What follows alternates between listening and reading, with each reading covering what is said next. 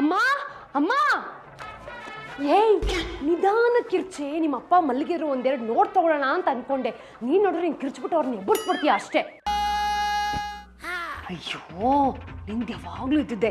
HDFC bank June 25ರಿಂದ 100 ರೂಪೀಸ್ಗಿಂತ ಏನಾದ್ರು ಕಮ್ಮಿ transactions ಆದ್ರೆ ಟೆಕ್ಸ್ಟ್ ಮೆಸೇಜ್ ಕಳ್ಸೋದನ್ನ ನಿಲ್ಲಿಸಿದ್ದಾರೆ. ಮತ್ತೆ 500ಗಿಂತ ಕಮ್ಮಿ ಅಮೌಂಟ್ ಏನಾದ್ರು ಕ್ರೆಡಿಟ್ ಆಯಿತು ಅಂತಂದ್ರೆ ಮೆಸೇಜೇ ಬರೋದಿಲ್ಲ. HDFC ಬ್ಯಾಂಕ್ ಅವ್ರಿಗೆ ಒಂದು ಮೆಸೇಜ್ ಕಳ್ಸೋದಕ್ಕೆ 1 ರಿಂದ 3 ಪೈಸೆವರೆಗೂ ಕಾಸ್ಟ್ ಆಗ್ತಿತ್ತಂತೆ. ಒಂದು ದಿನಕ್ಕೆ ಹೆಚ್ಚು ಕಮ್ಮಿ ಅಂತಂದ್ರು 40 ಕೋಟಿ ಟ್ರಾನ್ಸಾಕ್ಷನ್ಸ್ ಆಗುತ್ತೆ.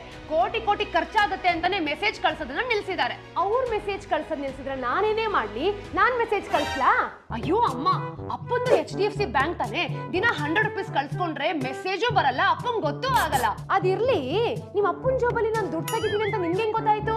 ಹಾ ಅಮ್ಮ, ನಿಂದು HDFC ಬ್ಯಾಂಕೇ ಅಲ್ವಾ, ಇಷ್ಟು ದಿನ ದುಡ್ಡು ಕಳ್ಸ್ಕೊಳ್ತಿದ್ದೆ, ನಿನ್ಗೇನಾದ್ರೂ ಗೊತ್ತಾಯ್ತಾ? ರಾಮಕೃಷ್ಣ, ನಿಂತ್ಕೊ ಮಾಡ್ತೀನಿ.